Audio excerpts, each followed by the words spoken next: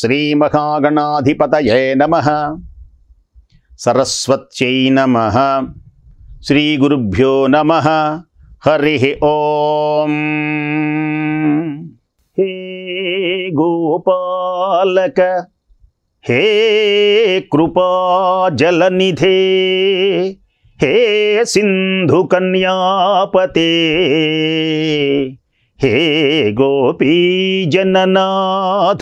పాలయ పరం జానామి నత్వాం వినా. శ్రీనాథ నారాయణ వాసుదేవ శ్రీకృష్ణ భక్త ప్రియ చక్రపాణే శ్రీపద్మనాభాచ్యుత కైటభారే శ్రీరామ పద్మాక్ష హరే మురారే. శ్రీకృష్ణ భగవానుని దివ్య చరణారవిందములకు శతసహస్ర కోటి ప్రణామములు సమర్పిస్తూ, పరమ పుణ్యమై దివ్యమై అమోఘమైనటువంటిది భాగవతం. మహాభాగవతం ఆనందాన్ని కలిగిస్తుంది. సకల పుణ్యములకు నిలయమైనటువంటిది భాగవతం. శ్రీకృష్ణుని యొక్క బాల్యలీలలు చాలా అద్భుతమైనటువంటివిగా మనకు గోచరిస్తాయి. యశోదాదేవికి శ్రీకృష్ణ భగవానుడు తన యొక్క విశ్వరూపాన్ని చూపించాడు. అద్భుతమైనటువంటివి. మన్ను తిన్నావా అని అడిగినందుకు నోరు తెరిచి బ్రహ్మాండ భాండములన్నింటినీ చూపించి యశోదాదేవి ఆశ్చర్యచకితురాలవుతుంటే మరల మాయలో పడవేశాడు. పరీక్షిన్ మహారాజు అడుగుతున్నాడు సుఖయోగీంద్రుని విషయమంతా విని, ఇంతటి ధన్యత పొందడానికి, పాలిచ్చి పెంచడానికి యశోదాదేవి చేసినటువంటి పుణ్యమేమిటి స్వామి? ఆ నందుడు తన బిడ్డలాగా పెంచడానికి శ్రీకృష్ణ భగవానుని ఆ నందుడు చేసినటువంటి పుణ్యమేమిటి అని అడిగాడు పరీక్షిన్ మహారాజు. రాజపుంగవుడు, రాజయోగి అడిగాడు. అప్పుడు సుఖయోగీంద్రులు చక్కగా పలుకుతూ ఉన్నారు. సుఖయోగీంద్రుడు చక్కగా పలుకుతూ ఉన్నారు. దివ్య పునీత సుందరమైనటువంటి మహోన్నతమైనటువంటి విశేషములలో యశోద యొక్క దివ్యమైనటువంటి పూర్వజన్మని, నందగోపుని యొక్క పూర్వజన్మని తెలియచేస్తున్నారు. యశోదాదేవి పాలిచ్చి పెంచడానికి ఎంతటి పుణ్యం చేసిందో, ఆ నందగోపుడు ఏ తపస్సు చేశాడో, కృష్ణ కథామృతాన్ని త్రావి ఆనందించేటువంటి మహాత్ముడు నీవు ఓ సుఖయోగీంద్ర. తెలియచేయి. రాజయోగి అడిగినటువంటి ప్రశ్నకు సుఖయోగీంద్రుడు పలుకుతున్నాడు. వసువుల అనేటువంటి దేవతలలో ద్రోణుడు అని పేరు కలిగినటువంటి ఒక మహనీయుడు ఉన్నాడు. ఆయన భార్య పేరు ధర. బ్రహ్మదేవుడు వీరిద్దరిని భూమిపై జన్మించమన్నాడు. మేము గనక భూమిపై జన్మించినట్లయితే విష్ణువుని సేవించేటువంటి భాగ్యాన్ని మాకు ప్రసాదించు అని వాళ్ళు వరం అడిగారు బ్రహ్మదేవుని. తథాస్తు. అలాగే ఆ ద్రోణుడు అనేటువంటి ఆ వసువే ఈ నందుడుగా పుట్టాడు. ఆ ధరయే యశోదాదేవిగా జన్మించింది. శ్రీహరి కూడా బ్రహ్మదేవుని యొక్క మాట మన్నించి దంపతులను తల్లిదండ్రులుగా అంగీకరించాడు. ఎంతో భక్తితో గౌరవించాడు శ్రీహరి కూడా. ఇప్పుడు శ్రీహరి కూడా యశోదని ఏమని పిలుస్తున్నారు అంటే కృష్ణావతారంలో అమ్మా అని పిలుస్తున్నాడు. మరి ఈ నందగోపుని ఏమని పిలుస్తున్నారు అంటే నాన్న అని పిలుస్తున్నాడు. నంద యశోదులు. ఒకనాడు యశోదాదేవి ఇంటి వద్ద ఉన్న యువతులందరినీ పనుల మీద వాళ్ళందరూ వెళ్ళిపోయినారు. యశోదాదేవి దగ్గర ఇంట్లో చాలామంది అప్పుడప్పుడు పక్క వాళ్ళందరూ వస్తుంటారు, కబుర్లు చెబుతుంటారు, వెళుతుంటారు. ఆ యువతులందరూ పని మీద వెళ్ళిపోయినారు, వాళ్ళ ఇళ్ళకి వెళ్ళిపోయినారు. యశోద పెరుగు చిలికే స్తంభం దగ్గర ఆ కుదురు ఒకటి ఉంటుంది. కుదురులో పెరుగు కుండను పెట్టింది. అందులో మిసమిసలాడేటువంటి మేగడ పెరుగు పోసింది.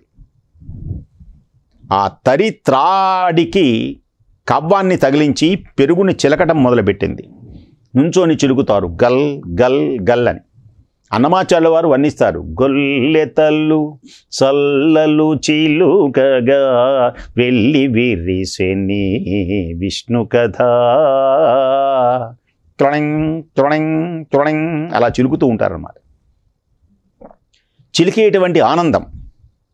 యశోదాదేవి అరచేతుల యొక్క అరుణారుణ కాంతులు కవ్వపు త్రాటి మీద పడినాయి. ఆమె చేతులు చక్కగా ఉంటాయి, ఎర్రగా. ఆ త్రాడు లేత పసుపు తీగలాగున మెరుస్తోంది. కవ్వపు తాడు ఎంత మెరుస్తోంది? కవ్వం ఆ కుండలో అంతెత్తు నుంచొని ఆ పాలకి ఒక గుంజ ఉంటుంది. ఆ గుంజకి అలా కట్టి ఆ కవ్వం పెట్టి ఆ కవ్వంతో ఇలా చిలుకుతారు తాడుతో. అరుణారుణ కాంతులు కవ్వపు తాటు మీద పడి ఆ తాడు పసుపు రంగుతో కళకళలాడుతున్నది. ఒక క్రమ పద్ధతిలో తాడు చివరలను ఒకదాని తర్వాత 2 చేతులతో లాగుతూ ఉంటే ఆడవాళ్ళు ఇలా లాగుతూ ఉన్నారు. క్లళింగ్ క్లళింగ్ క్లళింగ్. ఆమె పాలిండ్లు వరుసుకుపోతున్నాయి. ఇలా ఇలా అంటుంది కదా, ఆ వక్షస్థల మీద ఉన్నటువంటి పాలిండ్లు వరుసుకుపోతున్నాయి. వక్షోజాలు పైన ఉన్నటువంటి ఆ కొంగు జారింది. మెడలో ఉన్నటువంటి హారాల చిక్కు ముడి కంపించిపోతున్నాయి. ఆ కొంగు జారింది, మెడలో హారాలు. చెమట బిందువులతో అందంగా ఉన్నటువంటి ముఖం మంచు బిందువులతో నిండినటువంటి తామర పూల కన్నా ఎంతో మనోహరంగా ఉంది యశోదాదేవి యొక్క దివ్యమైనటువంటి ముఖం. సన్నని నడుము జవజవలాడుతోంది. చేతి కంకణాల గలగల గల్ గల్ గల్ శబ్దం వస్తోంది. కొప్పు ముడి బిగువు సడలిపోయింది. చెవుల కమ్మల కాంతులు తళుక్కుమంటూ ఉన్నాయి. ముద్దుల కృష్ణుని గురించి ఆమె పాడే పాట కొత్త చిగుళ్ళు అలా చిందిస్తూ ఉన్నాయి. ఆడవాళ్ళు మజ్జిగ చిలుగుతూ పాటలు పాడతారు. కృష్ణుని గురించి పాడుతోంది. ఆనంద సంతోషంతో పాడుతోంది. కృష్ణ కృష్ణ కృష్ణ ఆనందంతో పాటలు పాడుతోంది. మనం కూడా భక్తితో పాటలు పాడుతుంటారు, భజన చేస్తుంటారు. జయ గోవింద హరే గోవింద హరే నారాయణ నారాయణ గోవింద హరే గోవింద హరే జయ గోవింద హరే. క్లింగ్ క్లింగ్ క్లింగ్ క్లింగ్ క్లింగ్ క్లింగ్ క్లింగ్. నారాయణ నారాయణ జయ గోవింద హరే గోవింద హరే. నారాయణ నారాయణ జయ గోపాల హరే గోపాల హరే.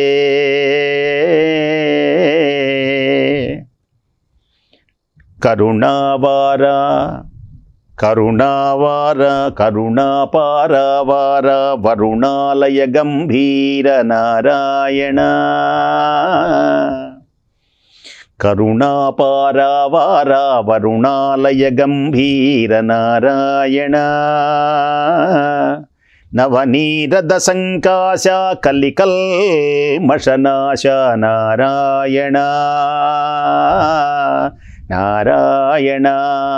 క్లింగ్ క్లింగ్ క్లింగ్ క్లింగ్ క్లింగ్ క్లింగ్. యమునా తీర విహార ధృత కౌస్తుభ మణిహార నారాయణ. యమునా తీర విహార ధృత కౌస్తుభ మణిహార నారాయణ. గోవర్ధన గిరి రమణ గోపీ మానస రమణ నారాయణ నారాయణ నారాయణ జయ గోవింద హరే గోవింద హరే.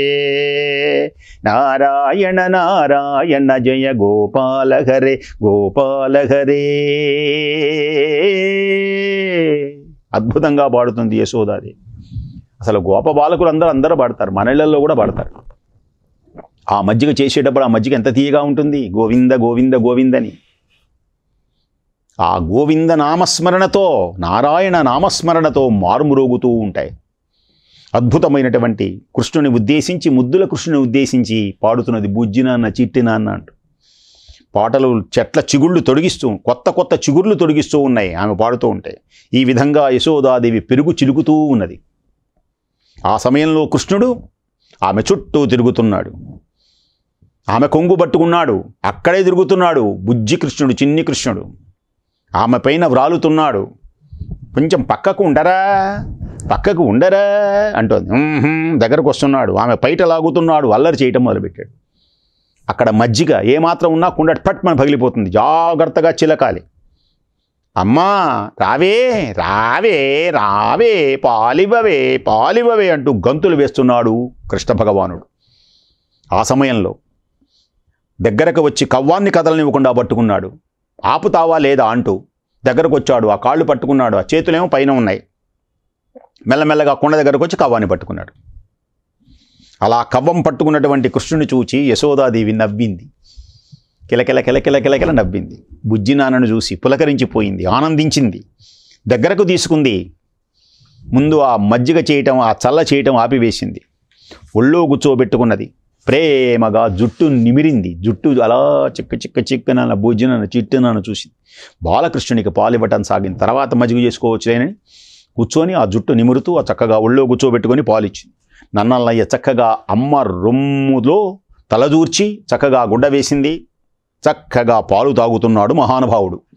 కడుపారం చన్నుబాలు త్రావన్ని సుతున్ కంజాక్షి పీఠంబుపై నిడి. బాలుడు పాలు తాగుతూ ఉండగా పొయ్యి మీద పాలు పొంగుతూ ఉంటే యశోదాదేవి చూసింది. ఎన్ని పనులు ఇంట్లో ఆడవాళ్ళకి, అక్కడ పాలు పెట్టాలి, పాలు పొంగుతున్నాయి, ఇక్కడ మజ్జిగ చేయాలి, వీడేమో పాలు అమ్మా అమ్మా అమ్మ అంటూ. తల్లులు ఆ చిన్న పిల్లలు ఉన్నప్పుడు ఎప్పుడు పనే పని.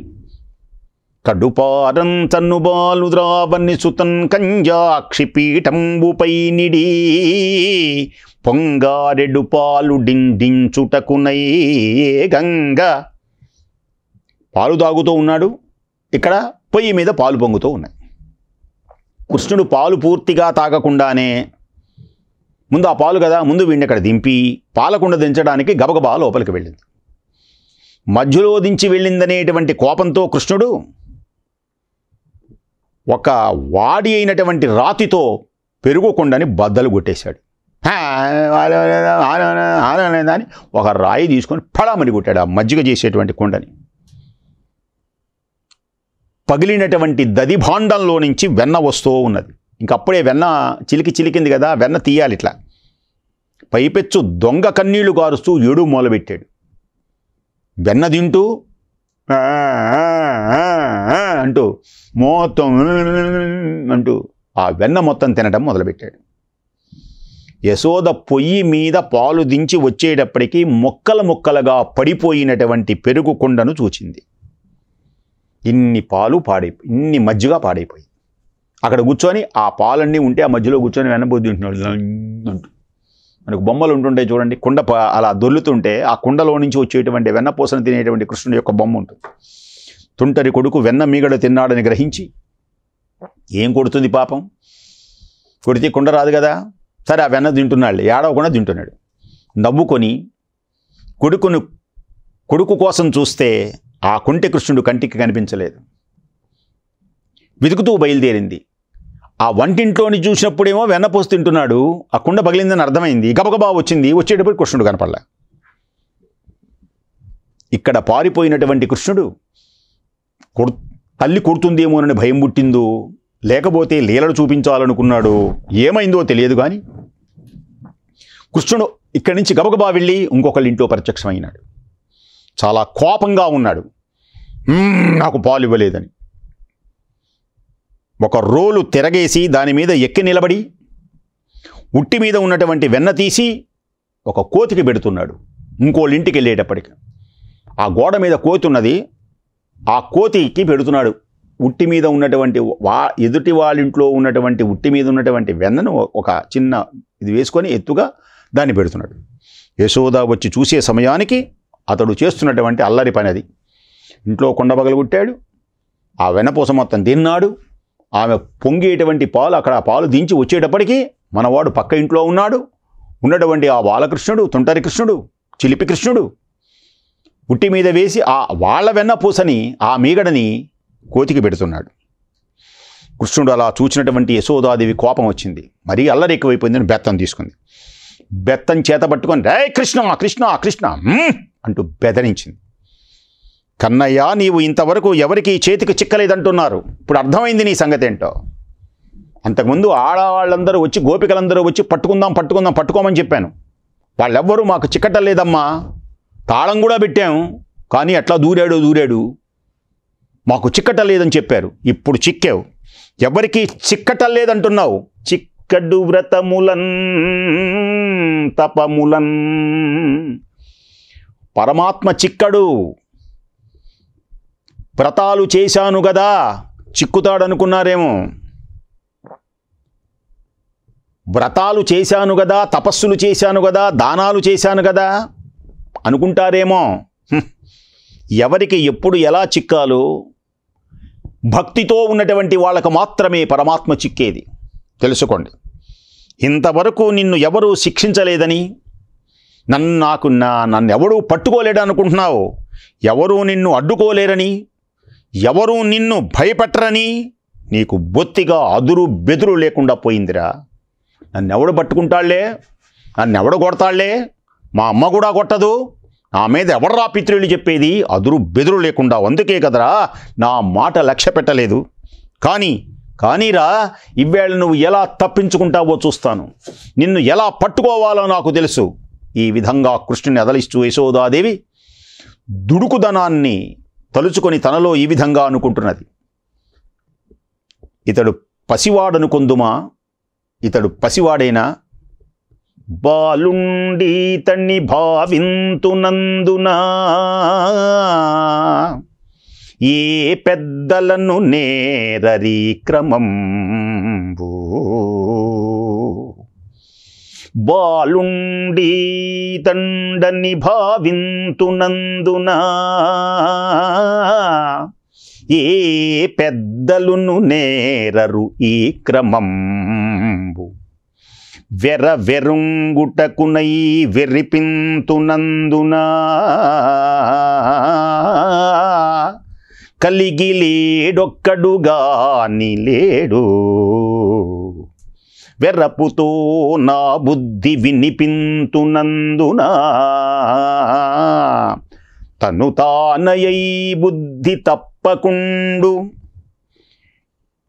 ఒండెరుంగక ఇంట నుండెడినందునా,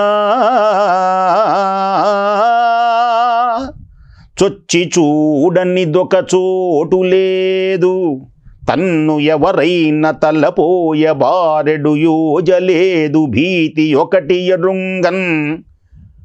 ఎరుంగడు, ఎలమినూరకుండ డెక్క శకములాడు, అట్టి శాస్తి సేయు భంగి ఎట్లు. ఇతడు పసివాడని అనుకొందునా, ఇలాంటి నడవడి ఏ పెద్దలకు తెలియదు. ఇతడు ఎక్కడ ఉంటాడు, ఎందుకు చేస్తున్నాడు, ఎవడు చెప్పగలిగినవాడు. పోనీ కొంచెము కూడా భయం తెలియటానికి భయం పెడదామనుకుంటే లేక పుట్టాడు. ఆ పిల్లవాడిని ఏడిపించుకోవడానికా నేను కన్నది, తిట్టడానికా నేను కన్నది, కొట్టడానికా నేను కన్నది, కనక కన్నాను. ఇంతటి చక్కని మంచి అబ్బాయి పుట్టాడు, అందమైన అబ్బాయి పుట్టాడు, వీడిని చేతులతో కొట్టడానికా తిట్టడానికా నేను కొట్టలేను. లేక పుట్టాడు బుజ్జి. పాపం అనుకుంటుంది చూడండి, గారాభం. బెదిరించి బుద్ధులు నేర్పుదామనుకుంటే, నేను కొట్టబోయే సమయానికి నేను ఎలా బుద్ధిగా ఉండాలి అని అనుకుంటాను, అలాగే బుద్ధిగా అమ్మో, ఇక నేను అల్లరి చేయనమ్మో, బుజ్జినమ్మో అని చాలా బుద్ధిమంతుడిలా ఉంటాడు. అలాగని ఇంకేమీ తెలియక ఇంట్లో కూర్చుంటాడా, కూర్చున్నాళ్లే అని నేను అనుకున్నాను అనుకో, ఈవేళకి బుద్ధిమంతుడైన వాళ్ళే, అలవాటైపోయిన వాళ్ళే అనుకుంటానా, వీడు వెళ్ళని చోటు లేదు, చూడని యొక్క విశేషాలు లేవు. తనను ఎవరైనా చూస్తే పారిపోదామనే ఆలోచన కూడా వీడికి రాదు. భయం అంటూ ఒకటి అసలు వీడికి లేనే లేదు. భయం, అమ్మో అమ్మ కొడుతుంది, వాళ్ళు చూస్తారే వీళ్ళు చూస్తారే, భయమే లేదు. ఒకచోట కదలకుండా కుదురుగా కూర్చోడు, ఎకసెక్కాలాడడు. వీణ్ణి పట్టుకొని తగిన శాస్తి చేయటం ఎలాగా అనుకుంటుంది పాప. తల్లి గదు, ప్రేమ ఆప్యాయత కలిగి ఎలా చెయ్యాలి ఈ బాలుని, ఎలా ఆ ప్రేమతో ఆప్యాయతతో కొట్టడానికి మనసు రాలేదు. ఏమి చెయ్యాలో అర్థం కాలేదు. చూడండి ఎలాంటి విశేషము. అలాంటి తల్లికి ఆనందాన్ని కలిగిస్తూ చివరకు గారాబం చేస్తే పిల్లలు చెడిపోతారనుకున్నది. అప్పుడప్పుడు కొంచెం తగిలించాలి, వీపు విమానం మోగాలి, మంచి గుణాలు నేర్పాలి అని యశోదాదేవి తన యొక్క కుమారుని చూచి నిశ్చయించుకుంటూ ఉన్నది. అట్టి పుణ్యమైన దివ్యమైనటువంటి బాల్య లీలలను మనం విని తరిద్దాం. విజయ గోపాలతే మంగళం జయ విశ్వంభరతే మంగళం నందయశోద నందన సుందర మందస్మిత ధృత మందర నందసునందాది వందిత పాదార వింద గోవింద జయ మంగళం విజయ గోపాలతే మంగళం నందసునందాది వందిత పాదార వింద గోవింద జయ మంగళం విజయ గోపాలతే మంగళం జయ విశ్వంభరతే మంగళం. స్వస్తి.